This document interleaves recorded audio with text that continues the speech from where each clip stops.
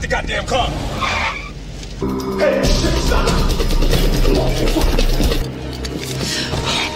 Jesus. No, not in front of my baby. Blood never lies. Halo, apa kabar semua? Selamat datang di channel Om Burhan. Om harap yang nonton di channel ini masih pada sehat dan waras ya. Kali ini kita akan melanjutkan kembali serial TV Dexter di season pertama, di mana Om akan membahas dari episode 9 dan 10. Pada video sebelumnya, kita melihat kalau pihak kepolisian Miami menangkap seorang pria bernama Neil Perry yang mengaku sebagai sang pembunuh dengan julukan Ice Truck Killer. Tapi setelah diselidiki lebih lanjut, ternyata dia hanya berpura-pura agar menjadi terkenal. Dan tanpa disangka, identitas asli dari Ice Truck Killer adalah Rudy yang merupakan kekasih Debra. Lalu pada video kali ini, kita akan melihat sebuah plot twist tentang masa lalu Dexter. Kemudian nantinya, sang pembunuh berantai akan beraksi kembali dan membuat Dexter serta pihak kepolisian harus memutar otak lebih keras untuk mencerna berbagai petunjuk di mana nantinya akan mengarah kepada hal yang lebih gelap dan kelam. Kenapa bisa begitu? Ya udah, Om coba ceritain ya. Tapi sebelum itu, jangan lupa untuk subscribe dan tonton video ini sampai habis.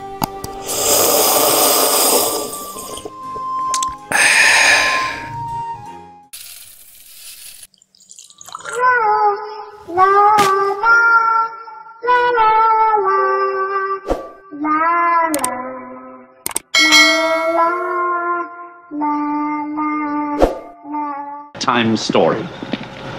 Are you sitting comfortably? Then I'll begin. Kita mulai pada episode ke-9 di season 1 yang berjudul Father Knows Best. Scene diawali dengan Angel dan James sedang berkendara. Mereka berdua berbicara tentang kehidupan pribadi Angel, di mana dia akan diceraikan istrinya karena pernah berselingkuh. Lalu di tengah obrolan, tiba-tiba James menyuruh Angel untuk berhenti karena ia ingin mengejar seorang pria. Gak lama, adegan kejar-kejaran pun terjadi dan Angel mengikuti James dengan mobilnya. Terlihat kalau orang tersebut berlari ke arah bawah jembatan. Dan tiba-tiba terdengar bunyi tembakan pistol. Angel pun terkejut dan langsung menuju sumber suara. Tapi tak disangka, lelaki tersebut telah tergeletak di atas tanah. Kemudian Angel menghampiri orang tersebut dan menyatakan kalau pria ini telah mati. Kemudian tim kepolisian Miami pun datang ke sana. Diketahui lelaki itu bernama Jacques Bayard. Lalu sang letnan menanyakan kronologis tentang kejadian ini. James bercerita kalau dia melihat Bayard membawa pistol. Dan karena itulah ia ingin pergi untuk menanyainya. Namun pria itu malah berlari ketika melihatnya.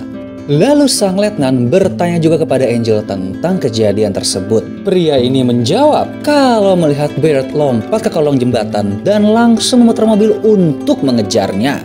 James juga bilang kalau Bayard juga mengarahkan pistol dan menembaknya duluan. Karena itulah ia membalas tembakan tersebut dari sudut tertentu. Namun Dexter datang dan menyanggah pernyataan James, di mana menurut analisa dan pola darah yang ada, James seharusnya menembak dari arah yang berbeda. Mendengar hal itu, pria botak ini langsung emosi karena seakan dituduh memberikan keterangan palsu. Kemudian scene berganti di mana Debra sedang memaksa Dexter untuk mengajaknya pergi bersama Rita dan melakukan kencan ganda. Sang adik bilang kalau saat ini dia sedang menjalin hubungan dengan Rudy. Namun Dexter menolak ajakan sang adik karena merasa canggung dengan hal itu. Di tengah perdebatan mereka, tiba-tiba muncul seorang kurir yang mengantarkan sebuah dokumen kepada Dexter. Gak lama, Angel pun datang dan meminta untuk berbicara sebentar. Sementara itu, dokumen sebelumnya dibawa oleh Debra dan terlihat seperti akan memeriksa isinya. Angel pun menghampiri dan bertanya, apakah Dexter telah membuat laporan tentang kasus penembakan James? Serta apakah Dexter masih berpikir kalau James memberikan laporan palsu? Namun sang psikopat hanya menjawab bahwa pola darah tidak pernah berbohong. Sang detektif pun terlihat gelisah dan meminta Dexter untuk menyimpan laporan itu sampai dia berbicara dengan James. Namun sang psikopat malah bilang untuk membawanya saja. Kemudian Dexter menghampiri sang adik sedang membuka isi suratnya, yang ternyata merupakan surat wasiat. Tertulis kalau ada seorang pria yang mengaku sebagai ayah kandungnya Dexter. Dia bernama Joseph Driscoll dari Dade City, Florida, di mana dia telah meninggal dan telah mewariskan sebuah rumah untuknya. Tapi saat ini sedang menunggu untuk proses kremasi, namun mengharapkan kehadiran sang ahli waris. Lalu kita kembali ke masa lalu di mana Harry telah berhasil membuat akte kelahiran Dexter. Lelaki itu tampak senang karena telah melewati banyak rintangan dan waktu yang lama untuk membuat hal tersebut. Tapi tiba-tiba Dexter dan Debra bertanya apa yang terjadi kepada orang tua kandung Dexter. Namun sang ayah hanya bilang kalau mereka telah meninggal akibat kecelakaan. Adegan berpindah di mana Dexter sedang berada di rumah Rita dan bercerita tentang siapa Joseph sebenarnya. Dexter bilang kalau dirinya telah mencari tahu di internet dan catatan kepolisian, namun tidak menemukan informasi apapun. Tapi hanya menemukan info tentang akte rumahnya saja, serta beberapa berita koran lokal yang sering membicarakan klub bowling di kota itu. Selain itu, Dexter juga telah berbicara kepada pengacara yang menyusun surat wasiat. Dan tampaknya, Joseph juga telah mengatur asuransi kesehatan mental untuk Dexter. Rita pun merasa aneh dengan hal tersebut, lalu berkata akan ikut menemani pergi ke rumah Joseph. Akhirnya mereka pun sampai di rumah tersebut. Lalu tiba-tiba ada seorang wanita tua yang menyapa dan berkata dia turut berbelasungkawa. Kemudian bilang kalau Joseph meninggal akibat serangan jantung. Lalu memasuki rumah itu dan memutuskan untuk membersihkan tempat tersebut. Scene berganti di mana Angel terlihat gelisah, lalu menghampiri James di pantry. Kemudian berkata kalau dirinya merasa ditekan oleh pihak internal kepolisian soal laporan penembakan Bayard. Ia menjelaskan kalau masih bingung tentang tindakan James yang menembak lelaki itu karena kronologisnya tidak sesuai dengan bukti forensik. Selain itu, ia nggak bisa membuktikan kalau Bayard lah yang menembak duluan. Jika hal itu belum bisa dibuktikan, maka James bisa dituntut dengan pasal pembunuhan. Mendengar hal itu, pria botak ini langsung kesal karena merasa dituduh sebagai pembohong. Namun Angel bilang kalau dia hanya ingin berusaha menyelesaikan kasus ini secara damai. Scene pindah di mana Dexter sedang melihat-lihat isi rumah tersebut. Tapi nggak lama, bel rumah berbunyi dan tanpa diduga, Rudy datang bersama Debra untuk membantu Dexter. Ia pun terkejut dengan kedatangan mereka dan memutuskan untuk menginap bersama. Keesokan harinya, Dexter mendatangi rumah sakit di mana mayat Joseph berada. Ia pun bertemu dengan Dr. Pittman yang kenal dekat dengan pria itu. Lalu berkata kalau selama ini Joseph tidak pernah memiliki riwayat sakit jantung. Dia juga bilang kalau pihak rumah sakit baru akan mengkremasi pria itu jika Dexter telah datang. Gak lama, sang dokter mengantarnya ke kamar mayat dan memperlihatkan sosok pria itu. Lalu setelah melihat mayat Joseph, terlihat ada sebuah tato berbentuk jaring laba-laba di siku tangan kanannya. Ia pun merasa familiar dengan gambar itu. Dan sekilas, Dexter teringat akan masa lalunya saat naik mobil. Karena hal itu, dia tertarik untuk menguji kecocokan darahnya dengan Joseph. Lalu meminta bantuan Masuka untuk mengeceknya. Adegan pindah ke masa lalu, di mana Dexter sedang berada di rumah sakit karena kecelakaan saat bermain bersama Debra dan telah kehilangan banyak darah. Dokter menyarankan agar dia segera mendapatkan donor darah dari keluarganya, tapi nggak ada satupun yang cocok. Karena hal ini terlihat kalau Harry sedikit berdebat dengan sang istri. Lalu besoknya terlihat kalau Dexter akan menjalani operasi. Sang dokter berkata walau dia memiliki golongan darah yang langka, tapi Harry sudah menemukan pendonor untuknya. Scene pindah di mana Angel sedang diwawancarai oleh salah satu pengacara mengenai kasus penembakan Bayard. Di sana, dia memberikan keterangan tentang pernyataannya yang bilang kalau Bayardlah yang duluan menembak. Namun sang pengacara terlihat tidak percaya akan kronologis hal tersebut. Lalu pada malam harinya, Angel kembali memberikan kesaksian di dalam mobil. Ia berkata kalau tidak tahu pasti penyebab tewasnya Bayard dan mendengar kalau Jameslah yang menembak lebih dulu. Selain itu, ia juga menyerahkan laporan yang dibuat Dexter, di mana isi laporan itu tidak cocok dengan keterangan yang diberikan oleh James. Scene berganti kembali dengan Dexter dan lainnya sedang mencari tahu tentang kehidupan Joseph karena mereka tidak menemukan catatan apapun. Bahkan pria ini nggak memasang foto keluarganya. Karena hal ini, Dexter menduga kalau Joseph pasti menyembunyikan sesuatu. Adegan pindah di mana Debra mengangkat telepon milik Dexter karena kakaknya sedang keluar untuk membuang sampah. Dan ternyata tersambung dengan Masuka. Lelaki itu bilang kalau tes DNA yang dipesan oleh Dexter telah selesai dan hasilnya menunjukkan kecocokan di antara dua sampel tersebut. Debra pun terkejut dan segera mengkonfirmasi hal ini kepada Dexter. Jadi bisa dibilang kalau Joseph memang ayah biologis dari sang psikopat. Dexter pun terlihat syok dengan hal tersebut dan menduga kalau Harry dengan sengaja menyembunyikan hal ini. Sang psikopat terlihat kesal akan fakta ini, namun percaya kalau Harry pasti memiliki alasan yang baik untuk berbohong. Selain itu, Dexter pun merasa aneh dengan kematian Joseph karena pria ini tidak mempunyai riwayat jantung dan menduga kalau dia telah dibunuh dengan cara disuntik insulin diabetes agar mengalami serangan jantung. Namun Debra makin murka dan meminta Dexter untuk tidak mengurus Joseph lagi. Tapi di dalam hati, Dexter merasa kalau masih banyak teka-teki yang belum dia ketahui mengenai masa lalunya. Dan di saat melamun, dia pun membantu seorang wanita tua untuk mengambil korannya. Lalu bertanya, apakah ada tamu yang mengunjungi Joseph dalam seminggu terakhir ini? Wanita tua itu menjawab kalau ada tukang kabel TV yang mengunjungi Joseph dengan ciri-ciri berambut gelap serta memiliki tinggi badan yang biasa. Scene berganti di mana Maria berkata kepada James kalau telah menyelidiki latar belakang Bayard dan mendapat info kalau pria itu telah mengubah namanya ketika berimigrasi ke Amerika. Dan dahulu bernama Rini Thibault, yaitu seorang mantan perwira di kemiliteran Haiti. Selain itu, Bayard juga tergabung dalam satuan khusus bernama Tonton Macoute, di mana pasukan tersebut sering melakukan tindak kekejaman yang tidak bisa kita bayangkan. FYI sedikit info ya, Tonton Macoute adalah sekelompok paramiliter Haiti pada masa pemerintahan François Duvalier. Buat yang belum tahu, dia adalah presiden Haiti yang dilantik pada tahun 1956, di mana pria ini memimpin negara dengan tangan besi dan berkuasa selama 14 tahun.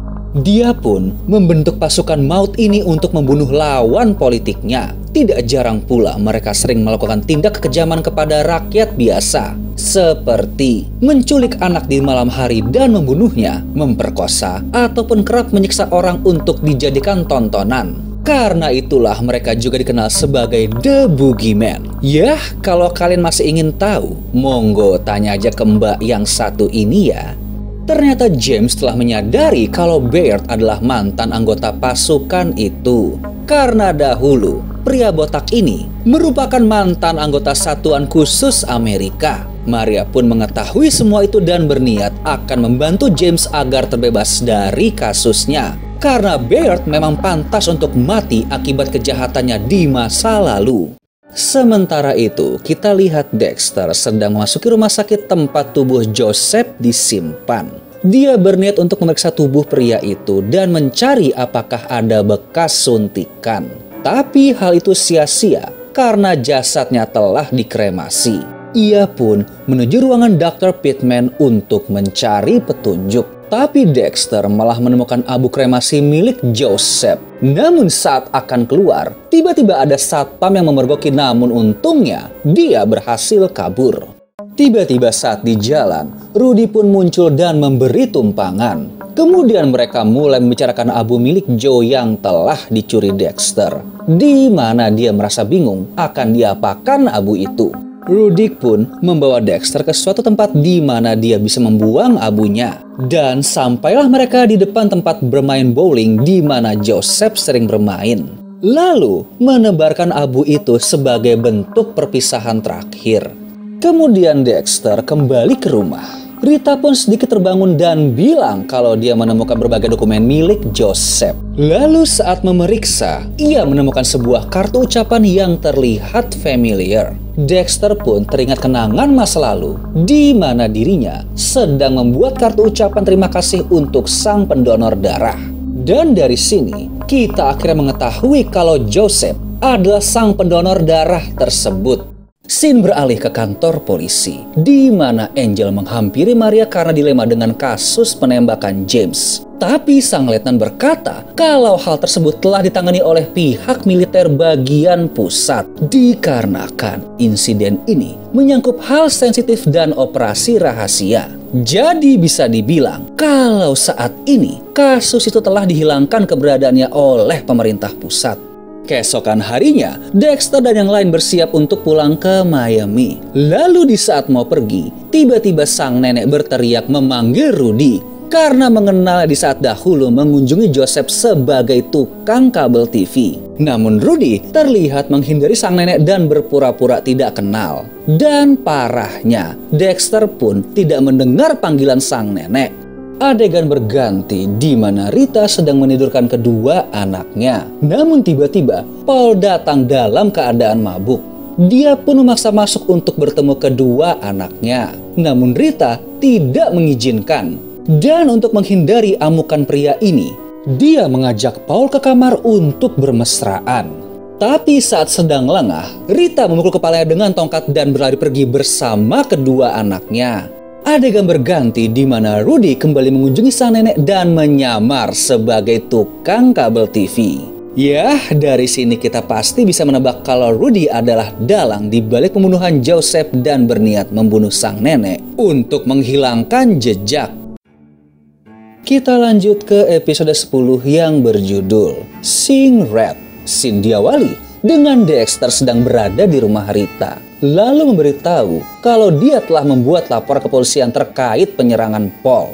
Namun di saat bekerja, dia dihampiri oleh polisi karena Paul juga telah membuat laporan atas kasus penyerangan. Dan saat ini, pria itu sedang dirawat di rumah sakit. Jadi Rita diminta untuk segera ke kantor polisi buat dimintai keterangan.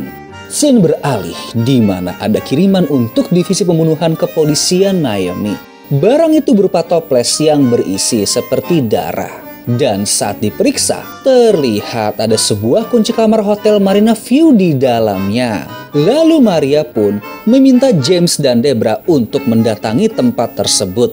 Saat sampai, mereka pun langsung menuju kamar hotel tersebut. Dan saat melihat isi ruangan itu, raut wajah mereka terlihat syok. Lalu James langsung meminta bantuan untuk mengirimkan personil lengkapnya.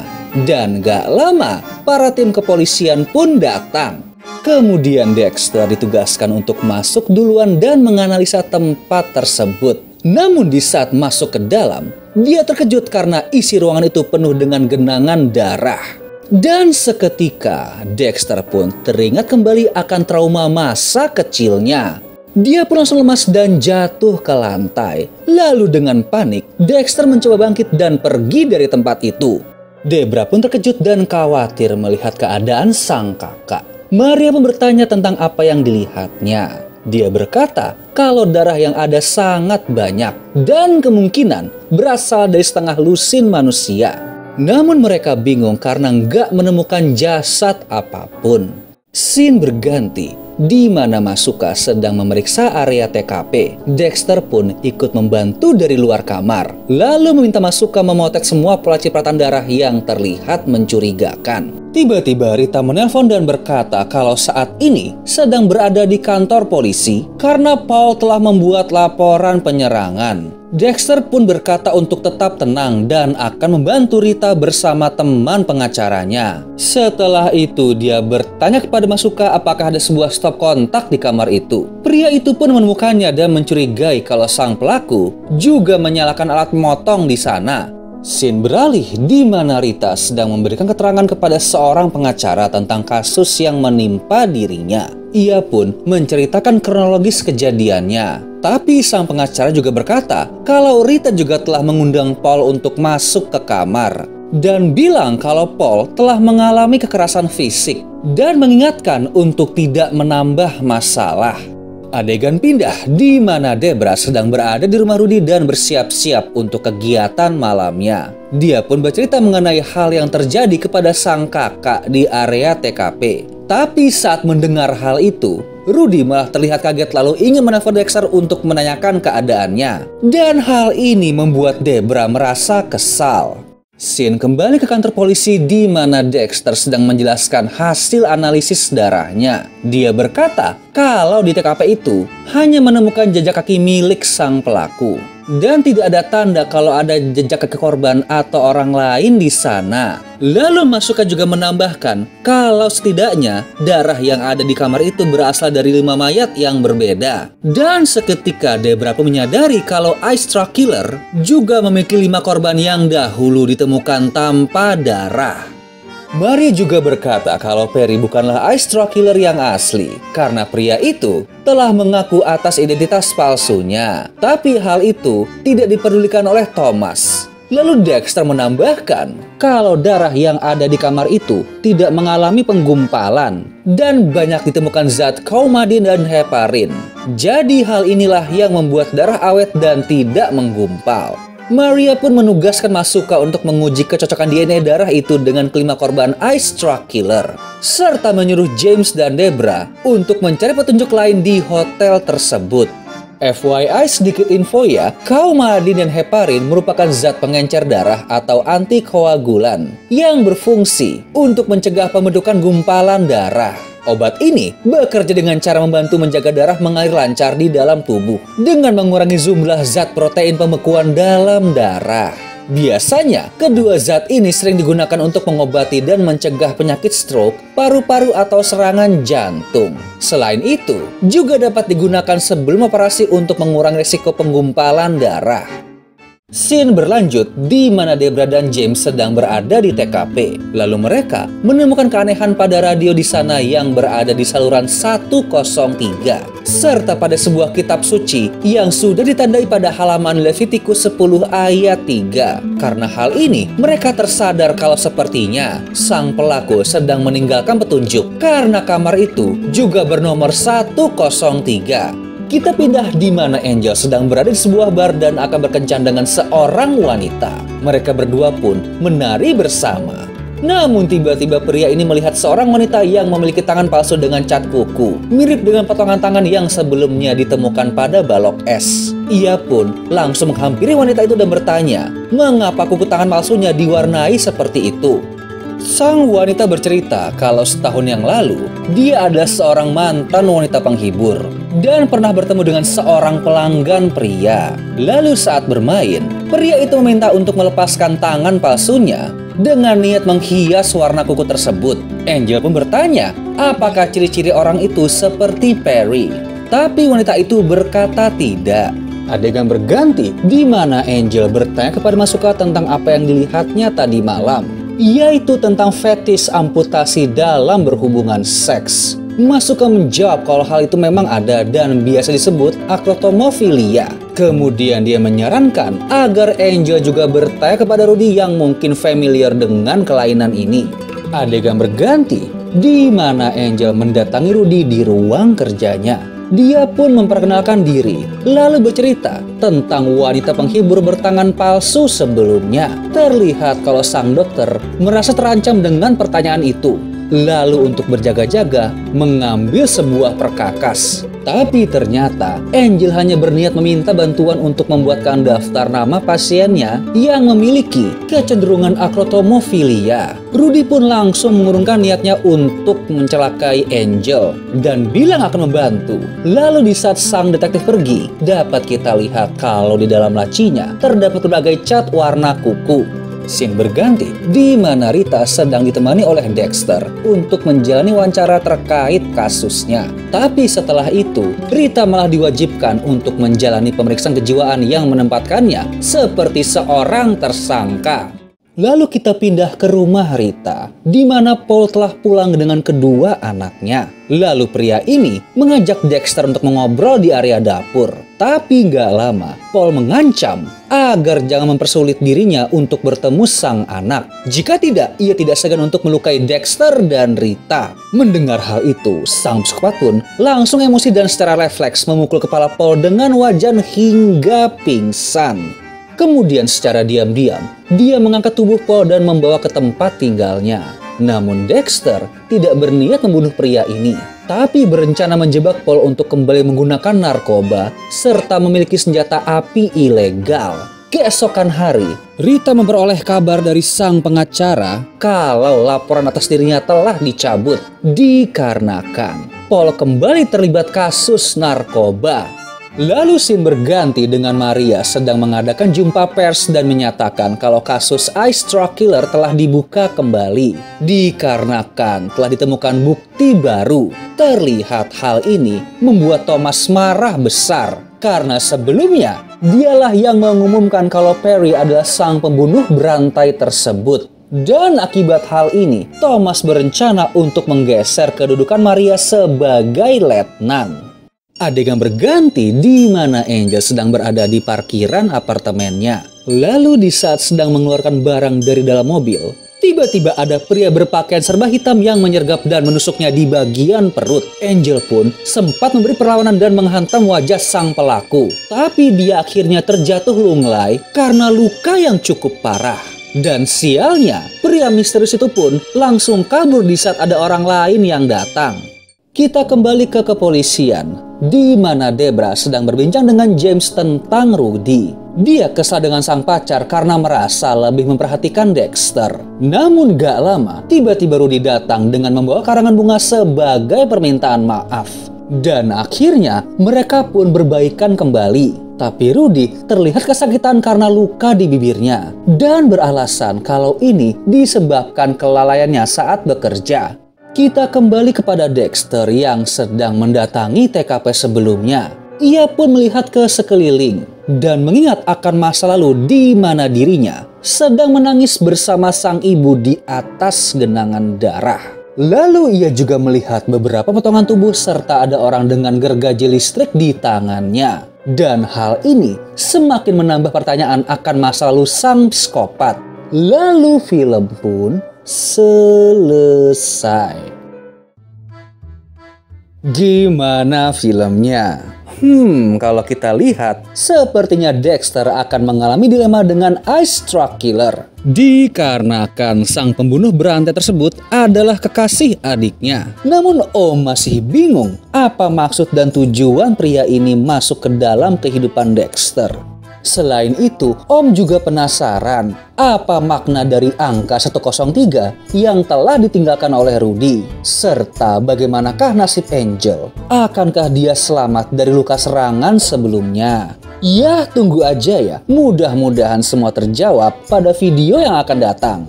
Oke deh, sekian lihat dari Om tentang serial Dexter. Kalau kalian masih penasaran, monggo stream langsung aja, dan bila terhibur, monggo subscribe atau komen di channel ini biar Om makin semangat lagi bikinnya. Thank you.